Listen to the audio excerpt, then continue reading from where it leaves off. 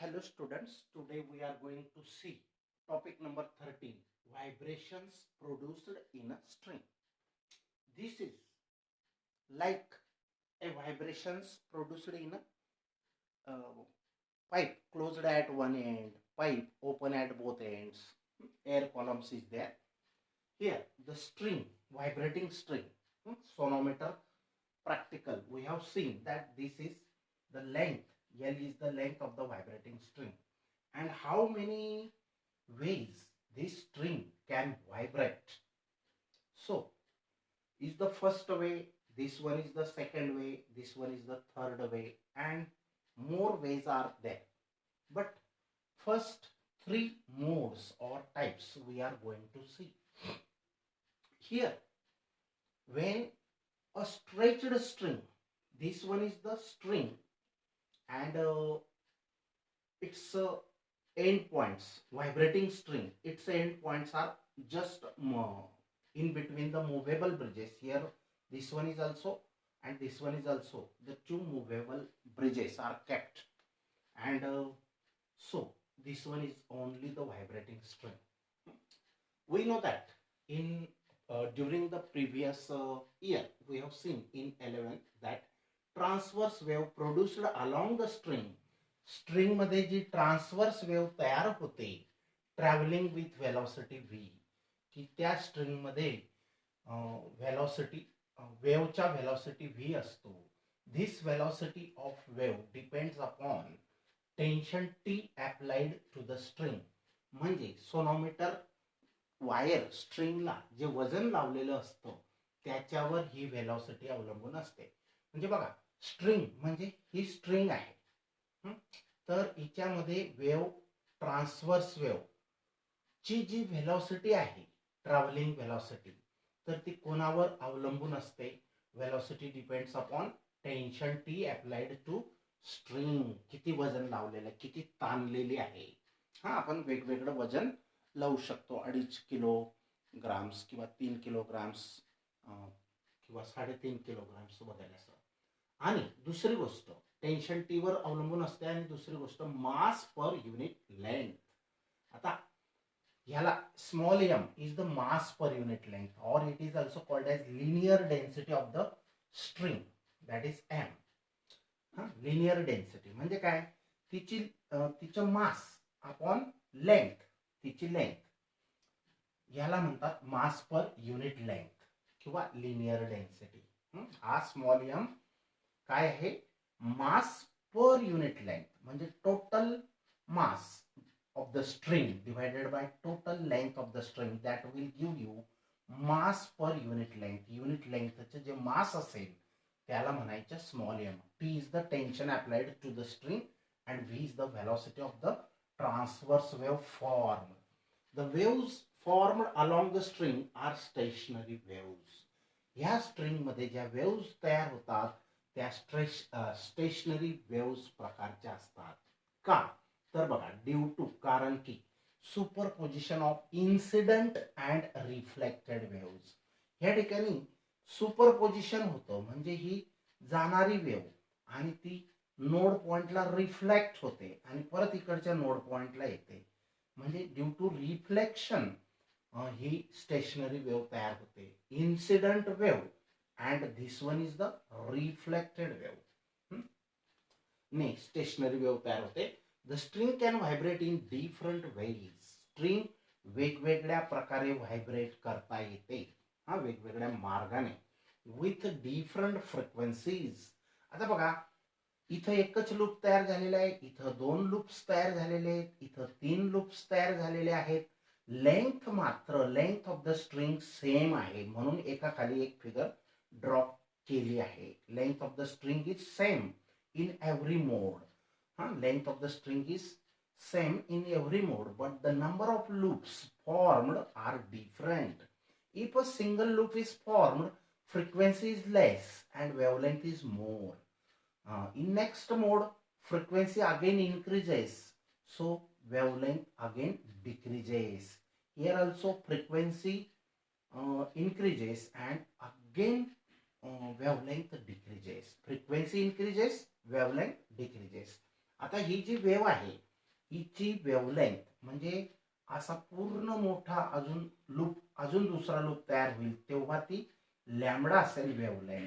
मग 2 लूप म्हणजे एक वेवलेंथ असते, हे आपण शिकलो आहे. बघा, हे 2 लूप्स म्हणजे या ठिकाणी ही वेवलेंथ आहे. ही इन्सिडेंट वेव असेल आणि ही रिफ्लेक्टेड वेव असेल. तर 2 लूप्स म्हणजे वेवलेंथ लॅम्बडा फुल. 2 लूपसाठी वेवलेंथ लॅम्बडा असेल. तर एका लूप काय असेल, एका लूपची लेंथ हाफ लॅम्बडा असेल म्हणजे लॅम्बडा बाय 2 असेल.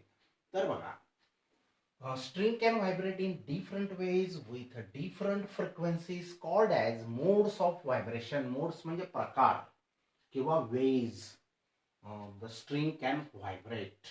Okay, so we are going to see 3 modes: fundamental mode, second mode, third mode. 3 modes आहेत. आता याला सेकंड मोडला फर्स्ट ओव्हरटोन आणि थर्ड मोडला सेकंड ओव्हरटोन असेही म्हणतात. आता बघा, वेन स्ट्रिंग व्हायब्रेट्स, आता बाउंड्री कंडिशन मेन आहे. बाउंड्री कंडिशन म्हणजे टोकाची कंडिशन.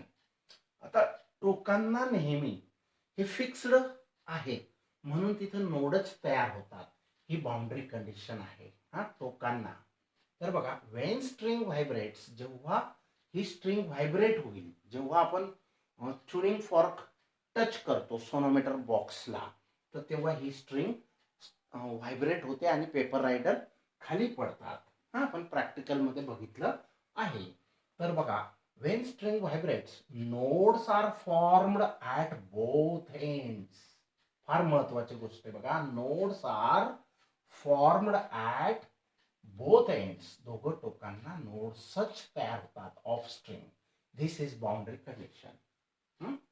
तर आपल्या लँग्वेज मध्ये पण आपण लिहू शकतो boundary condition. Very very important. So I have written in a red bold letters. Okay, तर at the ends node points are formed असं जरी लिहून टाकलं तरी ते करेक्ट असेल. आता बघा, पहिला मोड बघूया.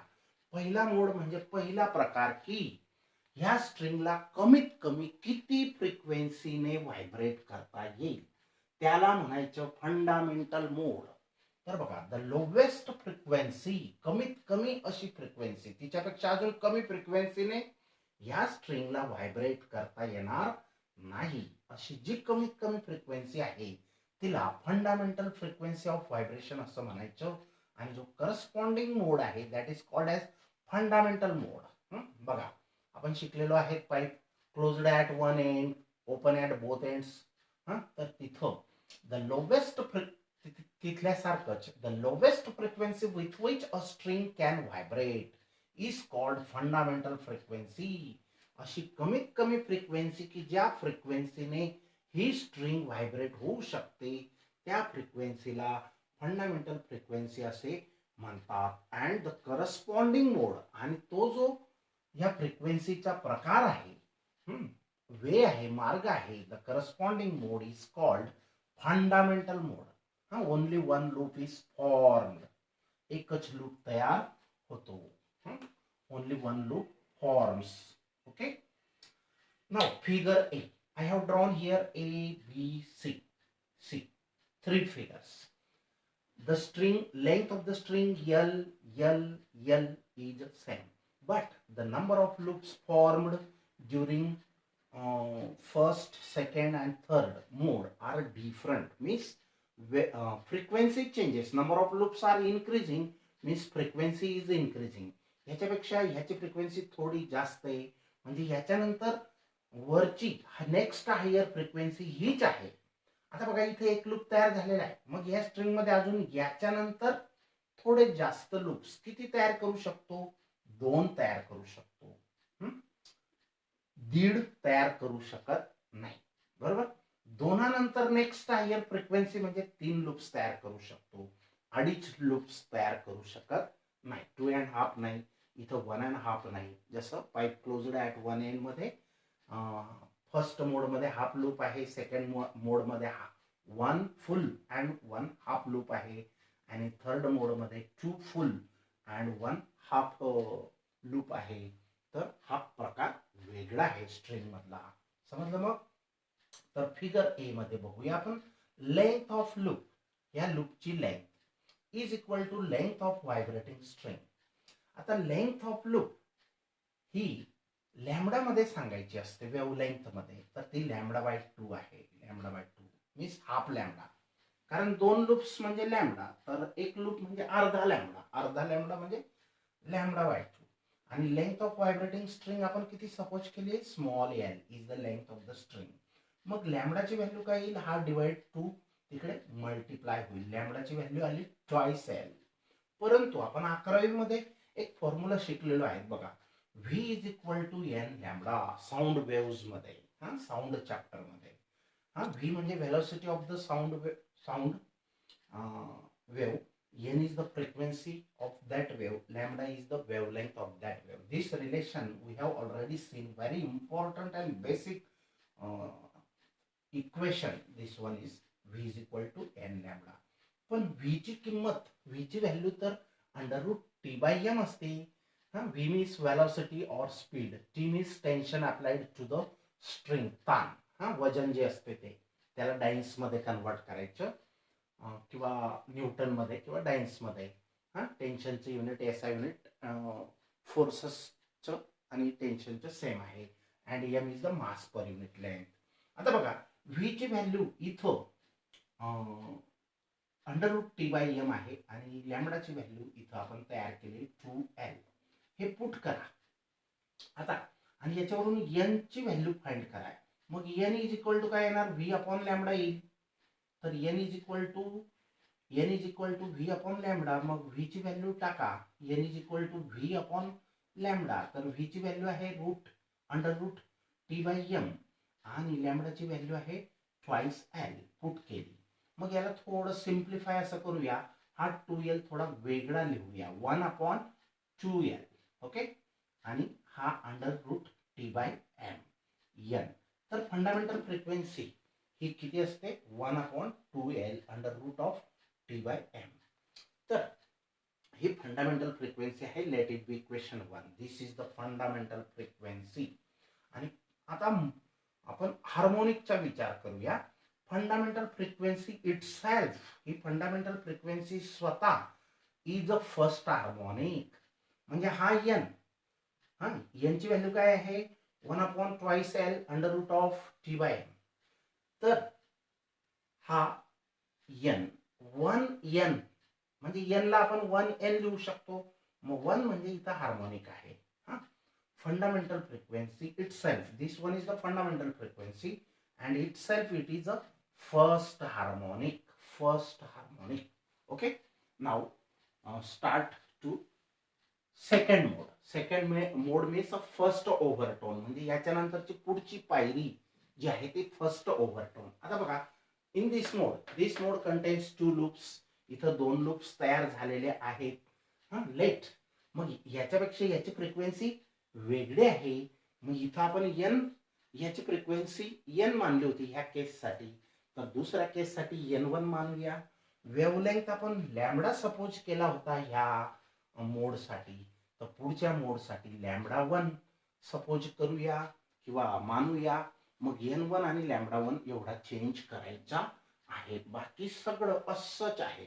तर बघा, let n1 and λ1 with the frequency and wavelength respectively for this mode. या सेकंड मोड, याची फिगर ही आहे.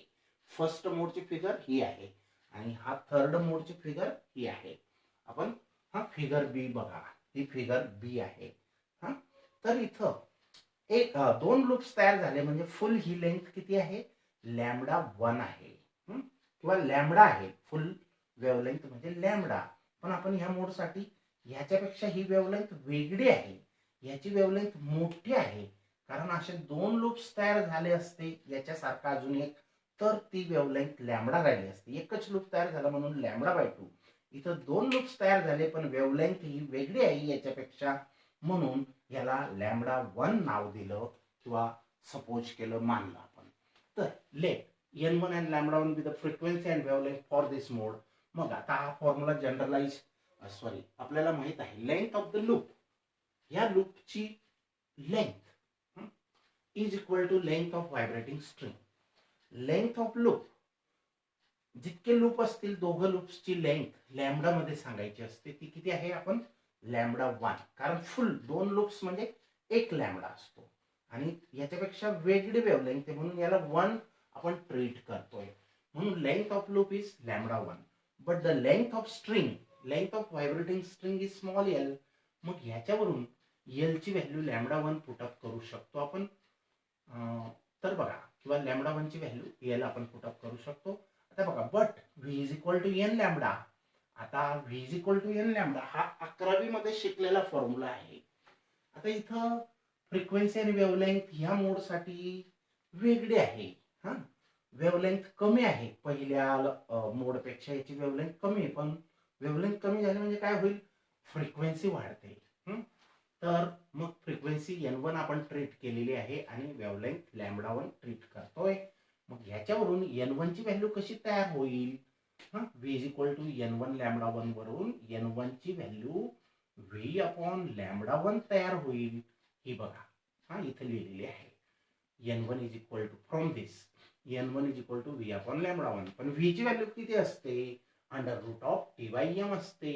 आणि लॅम्बडा 1 ची व्हॅल्यू किती आहे? l. ती पुटअप केली, बरोबर. n1 जसाच्या तसा v ची value under root of t by m put up केली. हा, फ्रिक्वेन्सीसाठी तयार करायचं, हे लक्षात ठेवा. आणि या फ्रिक्वेन्सीसाठी v आणि लॅम्बडा या दोघांच्या व्हॅल्यूज तयार करून ठेवायच्या. इथं पण तसंच आहे, इथं पण तसंच आहे, इथं पण तसंच राहणार आहे. हे एक लॉजिक आहे बघा. मग n1 is equal to v ची value under root t by m आणि लॅम्बडा 1 ची व्हॅल्यू आहे l. आता ह्या l ला मी थोडस वेगळं लिहितो, 1 अपॉन l असं लिहितो आणि हा रूट t बाय m असा लिहिला, सिम्प्लिफाय केलं बघा. आणि इथं 2 ऍडजस्ट केलेला आहे, म्हणजे 2 ने मल्टिप्लाय केलं आणि 2 ने डिवाइड केलं. का केलं? तर हा फरक पडणार नाही. सेम नंबरने मल्टिप्लाय अँड डिवाइड केलं, काही फरक पडणार नाही. मग this implies that n1 is equal to 2 times the 1 upon 2l under root t upon m. 2 हा ऍडजस्ट केलेला आहे. याच्यापासून हे सिम्प्लिफाय केलं, फक्त 2 एक्स्ट्रा ऍडजस्ट करावा लागला. कारण असं जर बनवलं तर हे कोणतं तरी एक्सप्रेशन आहे. मग हे काय आहे? 1 upon twice l under root t by m. This is nothing but the fundamental frequency n. मग याची व्हॅल्यू, ही फंडामेंटल फ्रिक्वेन्सीच आहे 1 upon twice l under root t by m. याला आपण n म्हणू शकतो. ही फंडामेंटल फ्रिक्वेन्सी आहे आणि हा n1 म्हणजे नेक्स्ट हायर फ्रिक्वेन्सी आहे, पहिल्या मोडची नंतरची नेक्स्ट आणि हायर पण. पहिल्या मोड नंतर हीच फ्रिक्वेन्सी असणार n1, तिच्यापेक्षा वेगळी फ्रिक्वेन्सी असू शकत नाही. म्हणून n1 is equal to 2 times the fundamental frequency. हे इक्वेशन आपल्या मिळाले. आता या ठिकाणी हा जो integral multiple of fundamental frequency आहे त्याला आपण काय म्हणतो? हार्मोनिक. आणि फ्रिक्वेन्सी कोणती आहे? नेक्स्ट हायर, फंडामेंटलची नेक्स्ट हायर, तिला आपण 1 नाव दिलेलं आहे किंवा ट्रीट केलेलं आहे. याला ओव्हरटोन म्हणतात. म्हणजे first overtone is a second harmonic. लक्ष द्या. Thus first overtone is second harmonic. समजलं? First overtone is the second harmonic. आणि fundamental frequency n is itself a first harmonic. इथं ओव्हरटोन नसतो. याच्यापेक्षा वरचढचे जे असतील नेक्स्ट तेव्हाच ओव्हरटोन असतात. Okay. First overtone is the second harmonic. First overtone is the second harmonic. लक्षात ठेवा. आणि fundamental frequency itself is the first harmonic. हे आपण आधी पण पाहिलेलं आहे. आता थर्ड मोड किंवा सेकंड ओव्हरटोन, हा सेकंड ओव्हरटोन आपण बघणार. आता किती हार्मोनिक्स येतात ते पण बघूया. आता बघा, this mode contains figure B, figure C. This mode contains 3 loops. 3 loops आहेत बघा. आता 2 loops म्हणजे लॅम्बडा आणि 1 लूप म्हणजे लॅम्बडा बाय 2. मग आता बघा, लॅम्बडा प्लस लॅम्बडा बाय 2. मग इथला लॅम्बडा ह्याच्यापेक्षा वेगळा आहे अजून, म्हणजे वेव्हलेंथ अजून कमी झाली पण फ्रिक्वेन्सी वाढली. मी याला आपण लॅम्बडा 2 ट्रीट करूया. किती झाले बघा, 2 लॅम्बडा 2 जा 2 lambda 2 plus lambda 2 3 lambda 2 by 2. किती झाले, 3 लॅम्बडा 2 बाय 2. हा, ही लेंथ किती आहे तिघ लूप्सची, अर्धा लॅम्बडा अर्धा लॅम्बडा अर्धा लॅम्बडा म्हणजे lambda by 2 lambda by 2 lambda by 2 ची सम करा 3 टाइम्स. किती झाले, 3 लॅम्बडा बाय 2. आणि आपण वेवलेंथ साठी 2 वापरतो आहे कारण हा वेगळा मोड आहे, वेगळी वेवलेंथ आहे आणि फ्रिक्वेन्सी पण वेगळी आहे. म्हणून इथं n1 आपण फ्रिक्वेन्सी ट्रीट केली. इथं आधी n होती, इथं n1 इथं n2 आणि वेवलेंथ इथं लॅम्बडा होता, इथं लॅम्बडा 1 इथं लॅम्बडा 2. ओके, तर this mode contains 3 loops. Figure C, ही फिगर सी बघायची आहे. Let n2 and lambda 2 be the frequency and wavelength for this mode. आता हा फॉर्म्युला बघा, length of loop is equal to length of vibrating string. Length of vibrating string एलच असते. तिघ ठिकाणी आपण सेम यूज केलेले आहे, लक्ष द्या. फक्त इथं बदल आहे, इथं आहे हाफ लॅम्बडा, इथं आहे लॅम्बडा 1 फुल लॅम्बडा आणि इथं 3 times the lambda by 2. Lambda by 2 3 times the lambda by 2. आता सेकंड वेव, फर्स्ट सेकंड आणि थर्ड म्हणजे याच्यापेक्षा ही वेवलेंथ वेगळी शो करायची आहे. याच्यानंतरच्या 2 आपण याला दिला. तर n2 and lambda 2 be the frequency and wavelength for this mode. मग लेंथ ऑफ लूप असेल 3 times the lambda by 2. Lambda 2 by 2 is equal to n. मग इथून लॅम्बडा 2 ची व्हॅल्यू तयार ठेवा कारण ह्या इक्वेशन मध्ये 11वेला शिकलो आपण v is equal to n lambda. इथं फ्रिक्वेन्सी n2 आणि वेवलेंथ लॅम्बडा 2 सपोज केलेली आहे. याच्यावरून n2 ची व्हॅल्यू आपल्याला काढायची आहे. n2 कसं तयार करणार, v अपॉन लॅम्बडा 2. v ची व्हॅल्यू आपल्याला माहित असते √t/m. आता इथं बघा, हा लॅम्बडा 2 कसा तयार केला, लॅम्बडा 2 इज इक्वल टू हा 2 तिकडे मल्टिप्लाय होईल 2l अपॉन हा 3 डिवाइड होईल 2l अपॉन 3. लॅम्बडा 2 ची व्हॅल्यू तयार केली. त्याच्यानंतर मग ही लॅम्बडा 2 ची व्हॅल्यू तयार आहे, तर आपण n2 ची व्हॅल्यू काढायची आहे फ्रिक्वेन्सीची v बाय लॅम्बडा 2. हे 11वी मध्ये शिकलोय, त्याच्यावरून n2 चा फॉर्म्युला बनवला v अपॉन लॅम्बडा 2. ओके, आता v ची व्हॅल्यू किती असते इथं √t/m आणि लॅम्बडा 2 ची व्हॅल्यू आपण तयार करून ठेवलेली आहे ट्वाइस l/3. हे दोघंही पुट करूया इथं. बघा आता n2 is equal to v ची व्हॅल्यू काय पुटअप केली √t/m आणि लॅम्बडा 2 ची व्हॅल्यू तयार आहे 2l/3 ही किंवा ही. तर याला थोडं सिम्प्लिफाय करूया. n2 इज इक्वल टू 3, हा खालचा 3 मल्टिप्लाय होईल 3 times 1 upon twice l under root of t/m.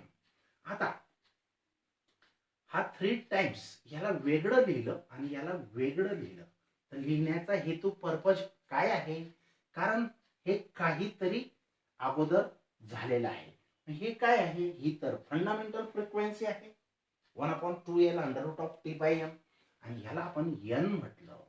He n आहे म्हणजे 3 टाइम्स द फंडामेंटल फ्रिक्वेन्सी. ही जी फ्रिक्वेन्सी n2 आहे म्हणजे या मोड मध्ये थर्ड मोड मध्ये जी फ्रिक्वेन्सी आहे, थर्ड मोड म्हणजे सेकंड ओव्हरटोन, तर थर्ड मोड मध्ये जी फ्रिक्वेन्सी आहे ती 3 टाइम्स द फंडामेंटल फ्रिक्वेन्सी आहे. आता एक लूप म्हणजे n, 2 लूप म्हणजे 2n, 3 लूप्स म्हणजे 3n.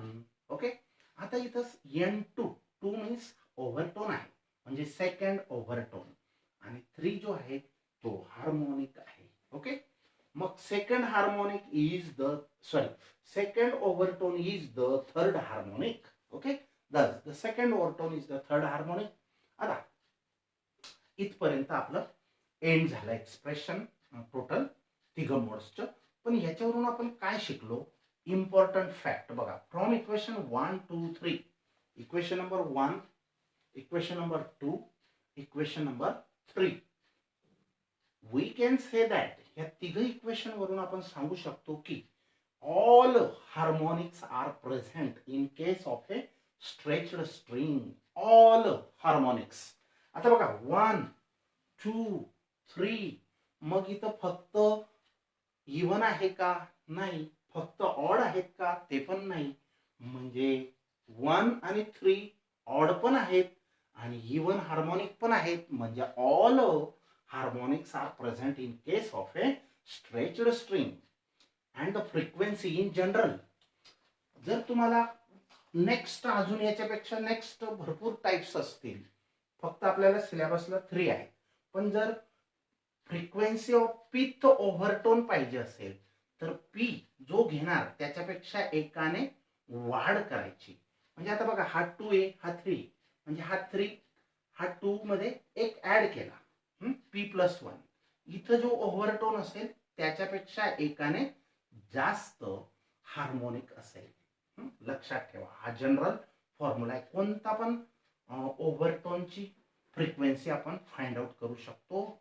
हा जनरल फॉर्म्युला आहे. पिथ म्हणजे कोणताही, any pth overtone, frequency n म्हणजे frequency of pth overtone is p+1 times the fundamental frequency.